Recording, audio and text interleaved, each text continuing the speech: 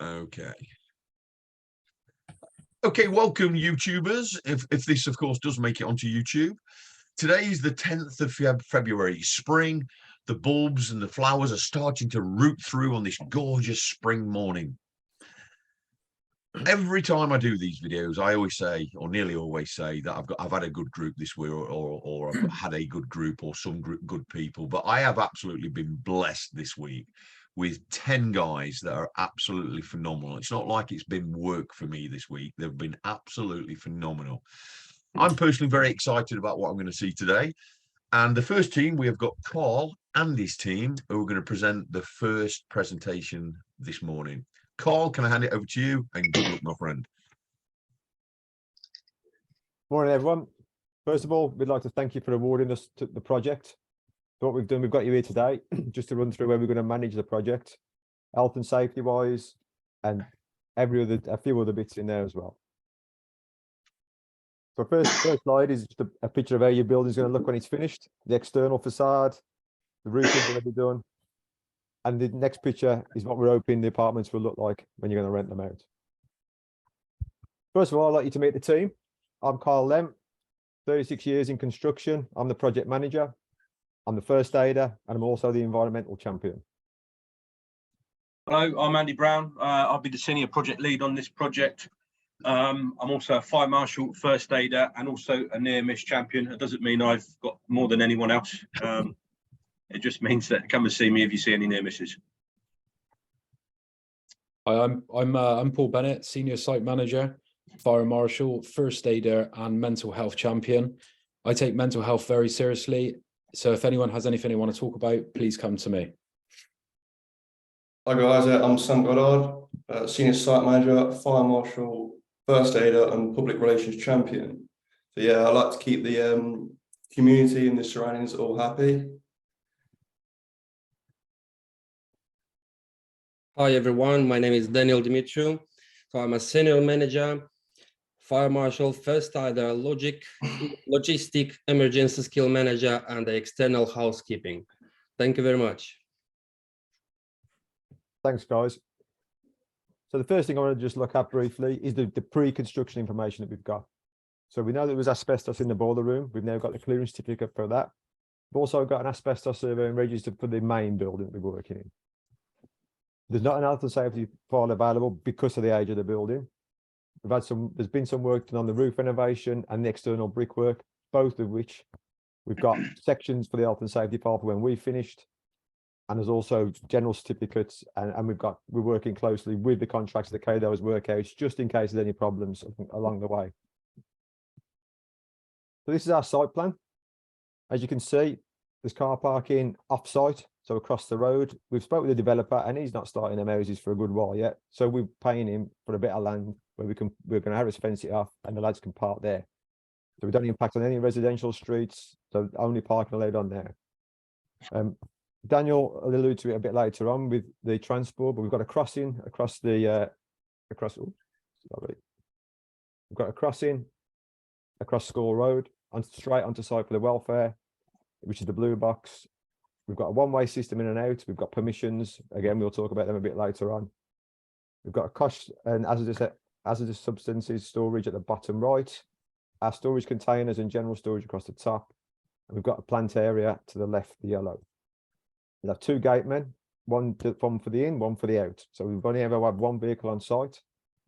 And we're going to be booking deliveries in with 24 hours notice. But that's the general detail. The more detailed we'll come to it as we go through the presentation. So the traffic plan has been complied and taken into account the nearby ambulance station of the north of the site and the 24 hours use of the farm entrance. As we can see, we applied the speed limit on site of 5 miles per hour. And we have a one-way road system applied to the vehicles on site and 2 ways for the pedestrians. Pedestrian crossings, we have one from the car park to the main entrance and other 2 to the storages containers and the skip area from the site. allocated 2 gatemen, one on the entrance of the gate of the site and one on the exit. And all deliveries should be booked in within 48 hours notice and must avoid the school start and finish time. Thank you. So site security, chaps, how to keep people off site and the right people on. So we've enforced fencing at the correct height to be erected, so no one can climb over. And we're always going to keep a procedure of weak spots and hiding spots morning and night. We're installing a biometric system, entrance often and site, to ensure the right people are coming on. So trade will be going through this, visitors won't be, they'll be separate. We'll have gatemen on the vehicle and entry and exit.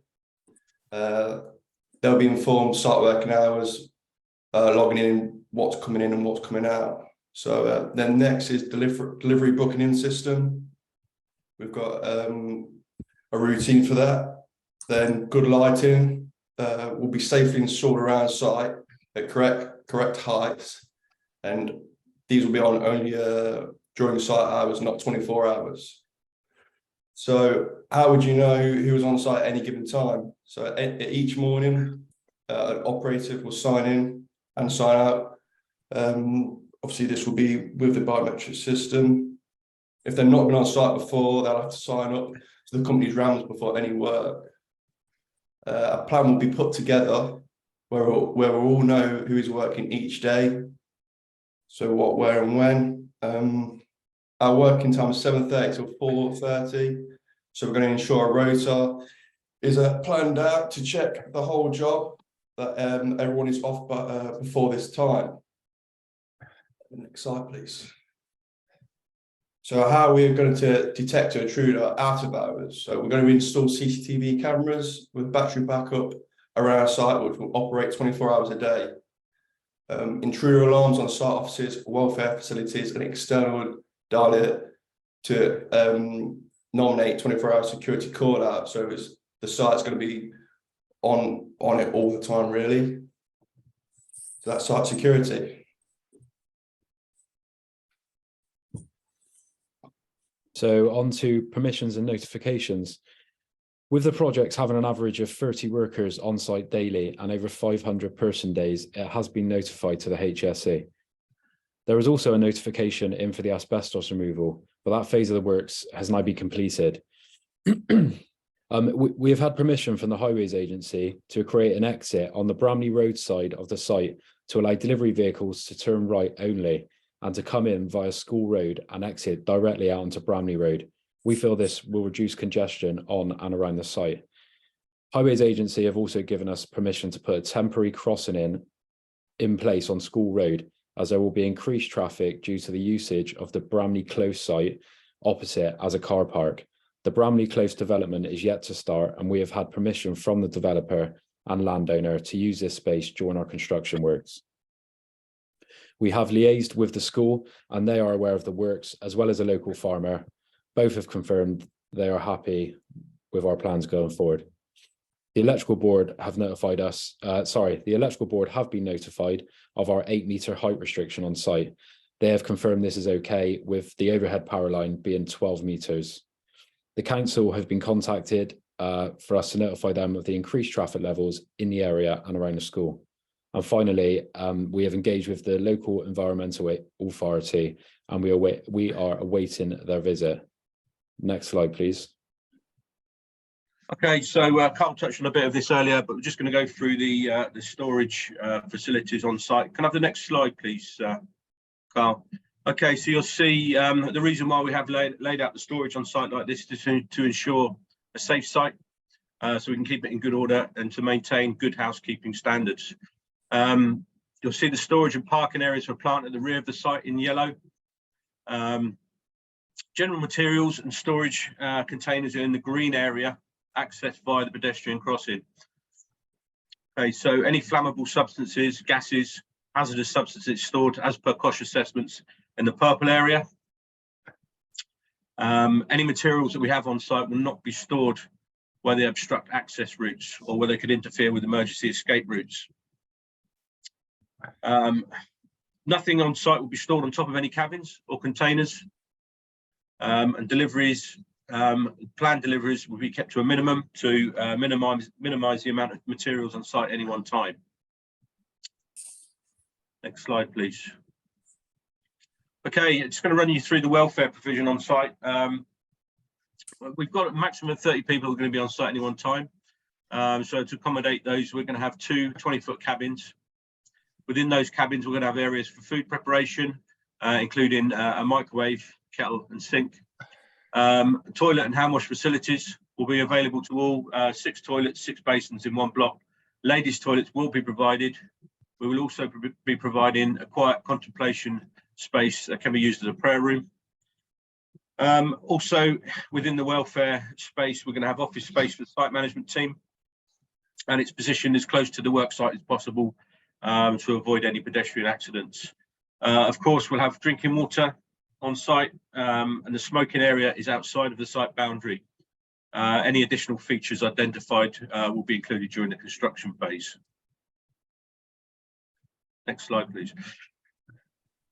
So here is a list of signage which have to be displayed around the site to inform, protect, direct people.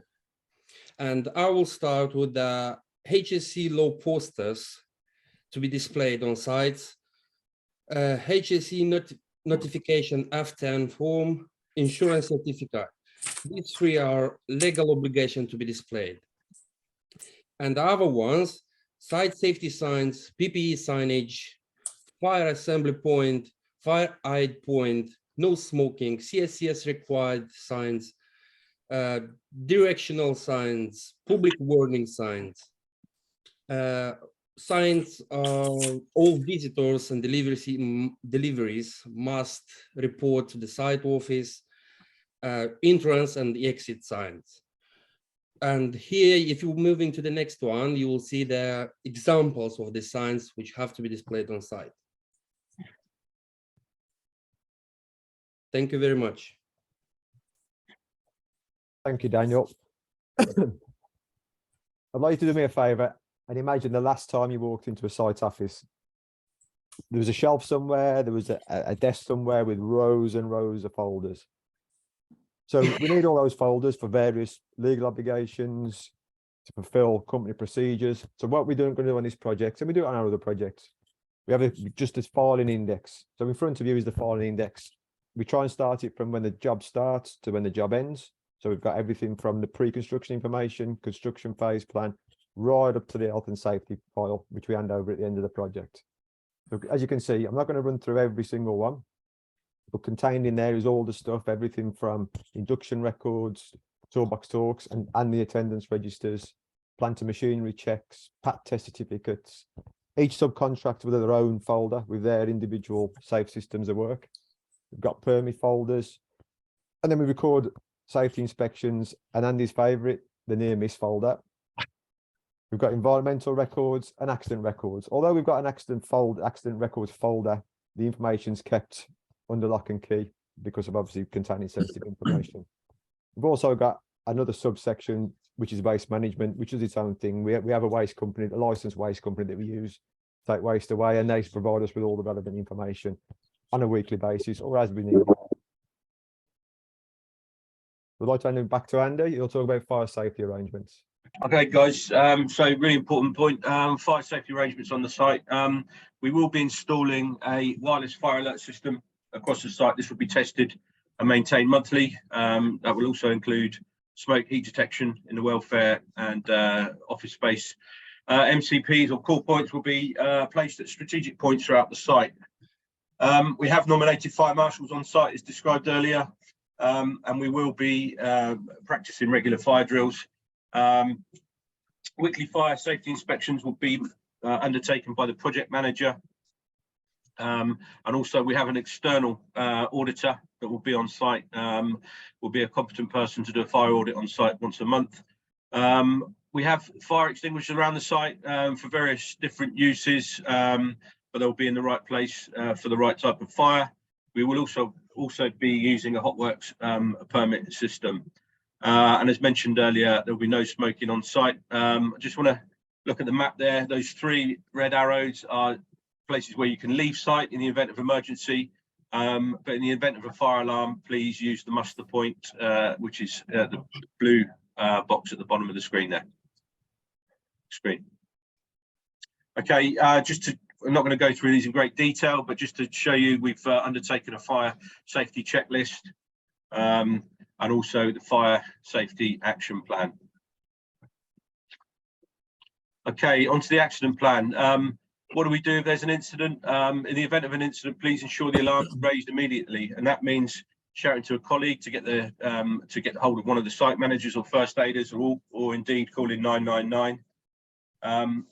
We will always have an appointed person who has an up-to-date qualification on site to respond to any incidents.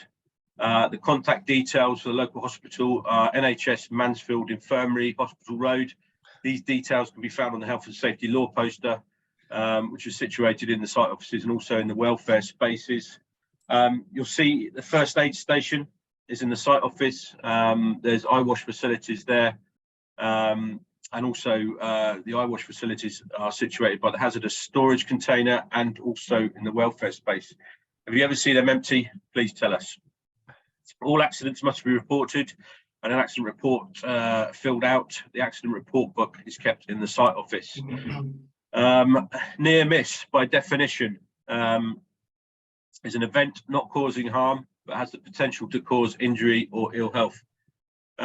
I mean that seriously. If you see anything that you think might be a problem, please come and see us. Okay, so I'm going to go through potential emergency with you. These are all things that can happen at any time, so please bear these in mind.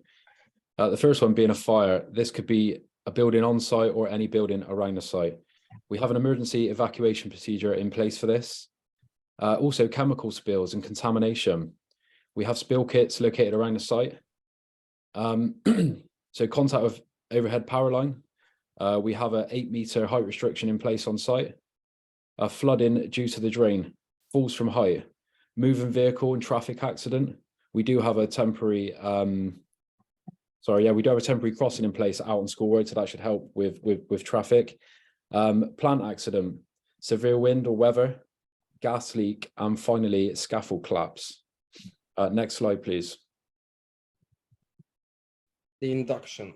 So, as we all know, the induction is very important procedure on every single site. As I said before, my name is Daniel Dimitriou, and I'll go through the induction bits with you. The induction will take place in our site office induction room from Monday till Wednesday at 8 AM each day. It's gonna be covered by myself as a manager, first aider, and a fire marshal. If I'm not on site, one of my colleagues, let's say Andrew Brown, Sam Goddard, or Paul Bennett, they can cover me as a supervisor, first aiders, and the fire marshals as well. On the induction, we will go through the program of works, risk assessments, method statements, fire assembly points, and the plan of emergency. About the fire alarm points, what are first aid stations, welfare facilities, and the location. We'll go through the workers' responsibility and their duties, about the incidents reporting, about the PPE required on site, spillage response, and we will inform you about the hazards on site. And of course, about the site rules. And I will prefer to pass the word to the project manager, Carl Lem, to inform you about the site rules. Thank you. Thank you, Daniel.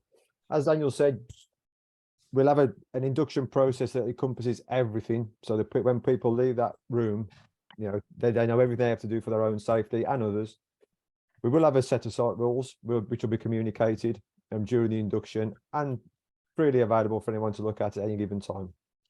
So I'm not going to run through one by one. They'll be sent out in the presentation after this meeting, so you can look at them yourselves. But in general, just a few points.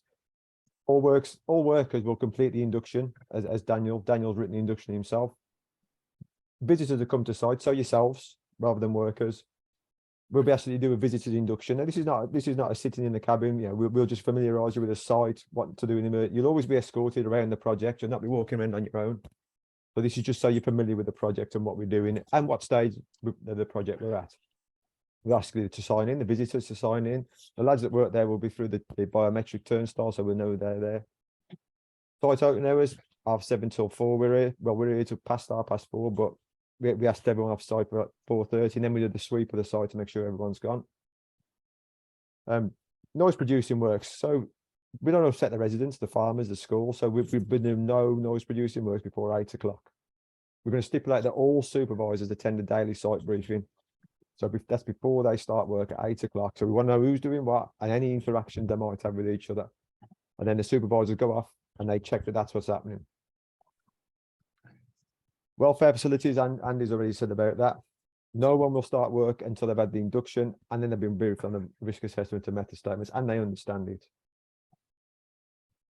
Sorry, there's no smoking. We've got a zero drugs and alcohol policy, and we will be testing. So we will have random testing. Everyone signed up to that during the induction process, that they agree that they'll either take part or they'll not be on site. No radios, no earphones. Good housekeeping at all times. Toolbox talks will be carried out. Deliveries booked in. As we said, we've got a delivery system. So you might be wondering now, well, where's PPE? Where's this? Where's that? We'll talk about PPE next. So as part of the site rules, it's 5 points. It's hard hats, safety boots, no riggers.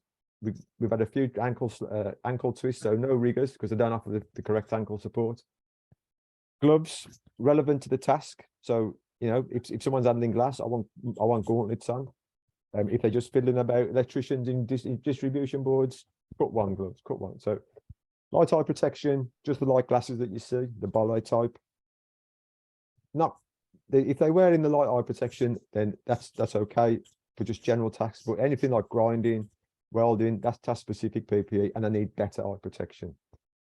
Eye visibility clothing, so vest, jacket, t-shirts as a minimum. Got to be in good condition. We don't want people walking around with tatty eye visors and bits of the eye vis bit hanging up. So you know, we've got a stock. So if we see anybody with tatty work stuff, we'll be sorting that out. And the quite an important one is the task specific PPE. So as part of the RAMS briefing, the operatives will understand they've got specific bits of PPE, as in, like I said before, drilling, there'll be goggles, any masks that will come under their individual risk assessments. Everybody's got to be suitably trained what they're going to be doing, and this is from anyone that works on site will need a minimum of a CSCS card, which is the green card as you can see on the screen. We've got supervisors, we want them qualified as triple STS, so they know how to manage safely, how to supervise safely, sorry. Managers, they'll be up to SMSTS. Mobile scaffold, if you're working with mobile scaffolds, we want a minimum of PASMA qualification in date. NUPs, we want IPAth. Plant operators, they have to have a relevant CPCS card. And again, this is just an example. There's a lot more, and they'll all be specified in the risk assessment process for the individual tasks, which we've got on site if anyone wants to look at them at any point. Permits, we'll be operating permit systems for various works. This is just an example. So we'll have hot works, we'll have breaking ground permits, isolation electricity, the qualified electricians will look after. I'll hand you over to Sam now. Sam will give you a brief overview of how we work the safe system of work. Cheers then, Carl.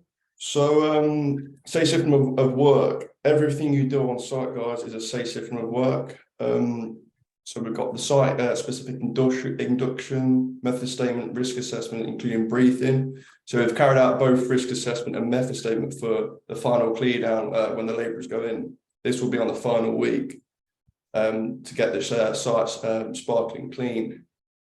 Then following, we've got any instruction, information and training, toolbox talk, and morning site safety briefing. Thanks, Sam. So I'm now going to go through the mental health policy. So mental health problems and stress can affect anyone, regardless of their position or status. Does anyone know how many construction suicides there were in 2021? The answer is 700. Now that's a huge number, and we need to try and reduce this as an industry. Our aim is to recognise this as a health and safety issue and acknowledge the importance of identifying and reducing this in the workplace. As an employer, we want to create an environment where we don't discriminate and people can talk openly. Our mental health policy provides support and assistance for employees experiencing mental health difficulties. We all have a responsibility to contribute in making this possible. Next slide, please. So our responsibilities as an employer: listen to our staff if they tell us about mental health concerns, whilst keeping all information confidential. Organise training and awareness of workplace mental well-being, to monitor workloads to avoid overloading people and ensure staff are taking their full holiday entitlement. Support staff if they are experiencing mental health issues, making reasonable adjustments where needed. Also to monitor levels of sickness absence through mental health problems, including stress-related illness, and ensuring great communication between management and all staff. As employees, you also have responsibilities to raise issues of concern with your line manager or supervisor if they feel like they or any of their colleagues have a mental health issue. We are not here to judge. And lastly, guys, please look out for each other and encourage your colleagues to seek support when needed. Thanks, Paul. So as you noticed at the beginning on the Meet the Team section, I'm the environmental champion. Love it. Anything environmental. My mates call me Swampy. So this is just a snapshot of what we're working towards. So a lot of this is going on in the background at the minute. This is just what I've got available for you at the minute. So we've noticed a drain to the north of the site. So we've got spill kits, liquid storage. Daniel keeps his eye on the storage around there every day. His walk rounds. But also noise. We're conscious of noise, so we're reducing the working. The noise producing works will be after 8 o'clock. As I said, no one's going to be on site past 4:30. Traffic congestion, we're aware of that. So we've got our delivery booking in system. We've got allocated car parking so that the lads on site are not causing any trouble with residential parking and blocking streets and driveways. We'll leave that to the school moms and the school parents. There's no delivering during the school hours. So obviously when they're picking the kids up, taking the kids back, we've got no deliveries during that time. We'll be working quite close to the school on stuff like that. We know about our CO2 impact, so we're encouraging walking to work. So if we can employ locally, we will. We're going to encourage the use of public transport. And when we start on site, we're going to try and get a bike rack put in for anyone that wants to cycle to work. Diesel spillage, this ties in with the drainage, but it's also where we've got storage. So we've got spill kits. Everything's going to be stored in correct bunded storage. And as per the cost assessment that will be carried out for substances. One of my favourites, we've got bats in the area. So we've had an ecological survey. So we'll be putting some bat boxes up around the place. But like I said, this is just a snapshot. We've got a lot more going on. And as the project progresses, you'll be made aware of it and take part in it if you like. I'll hand you over to Sam. Cheers, Carl. Right, again, guys, CSR public engagement. Being the champion of this area, I've had to go through the following. Litter picking.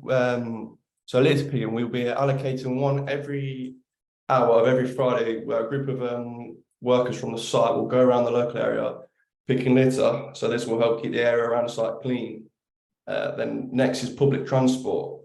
We encourage all staff and any visitors to site to use public transport. There's a bus stop next to the site on Bromley Road. And I've gone out to a presentation at the local school prior to the work starting. This will be done to all students and staff. Then a leaflet drop. We'll be dropping leaflets to all surrounding residents and businesses. This will help to reassure the local community that we're going to complete this project in the safest and most efficient way. So yeah, more schemes are to come. So I'm going to leave you with Carl now for a quick rundown.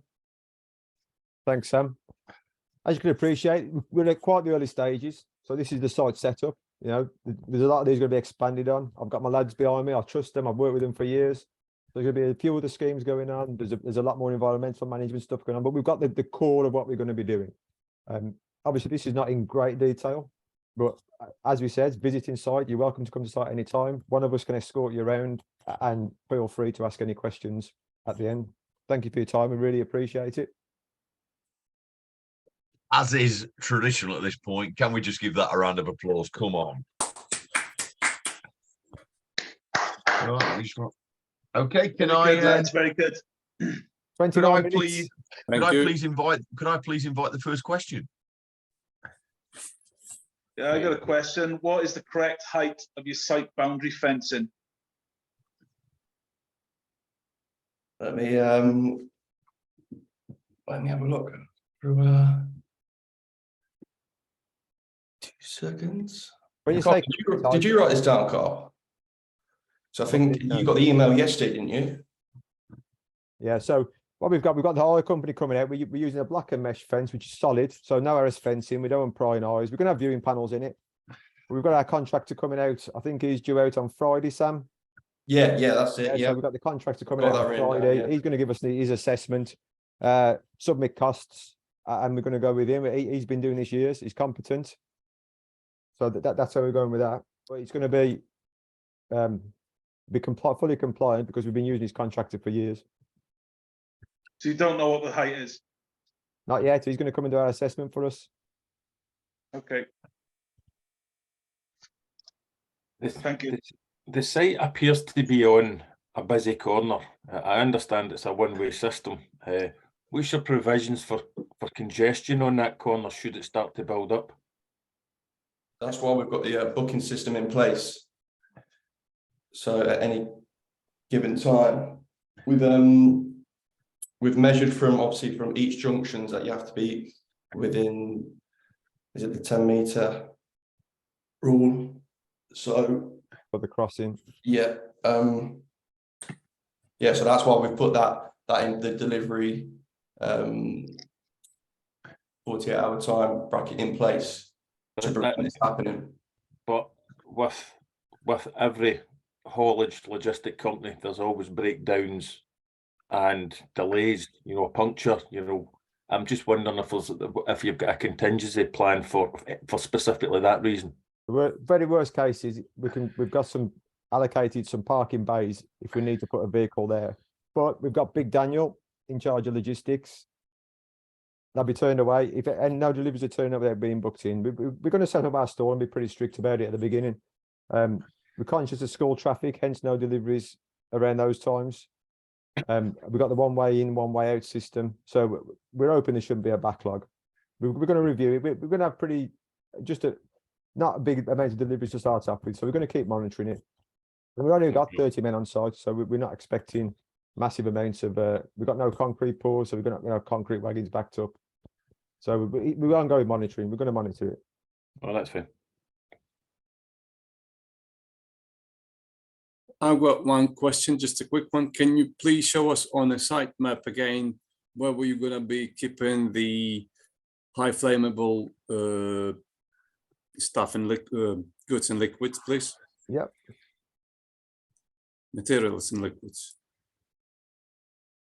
It's the first. Yeah. I can just show There you go, Gregory. So you'll see on the bottom left-hand side, Yeah. in the purple area. There's hazardous. Yep, I've got it. Okay, that's Hazardous storage. Thank you very much. Thank you. Right then, looks like my question is coming out. At least 2 minutes worth of them anyway. Right. Here we go. Just before you jump in, Tony, one quick question. Oh. See, you're putting bat boxes up now. Bats can be considered a protected species. What happens if you have nesting on site? No, sorry, miscommunication. The bat boxes are going to go up as part of the finished product. They're not during the construction phase. We haven't got bats actually on site. The ecological survey told us that, but we're going to provide facilities for nesting moving forward, and it's part of the ecological plan. No problem. Thank you. I have a question. How will you be responsible for providing the information on site if there was an emergency, say to the fire services from the biometric turnstile?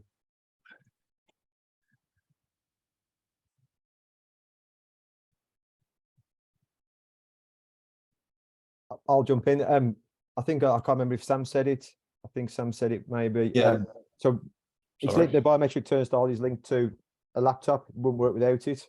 But there's a hotkey on the laptop. So, the fire marshals, we've all got our jobs. So one of the fire marshals, and I think it's Andy. Yeah, He's responsible for getting the roll call from the biometric. So it's a hotkey. whatever, I can't remember what it is. We'll identify it on the laptop, but the laptop's at reception. So you just literally press the hotkey and it gives you a printout of the roll call at that time. Excellent. Okay. We will be doing practice fire drills. Obviously, we'll be doing one before anybody gets on site, but we will be doing practice fire drills to ensure that's working properly.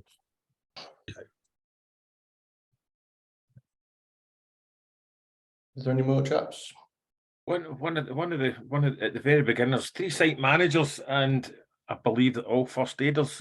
Will there be a senior site manager on constantly, or will there be more than one on site? Because at the beginning presentation, I'm just looking to see what the organogram will be on site. Yeah, not necessarily on the senior site manager, so I'll probably be working between 2 or 3 sites and then deputising when I'm not there for the other guys. No problem. Thanks, Andrew. That's not a bad question, that, Quinny, actually. I was thinking that on the introduction. Everybody seemed to be senior, didn't they? We're all old. Yeah. Right. I'm 27. Yeah. Can't class that as old. Right. You've just made it to 5 minutes of questions. Well done, guys. It just stopped mine coming out there. So let me stop the recording.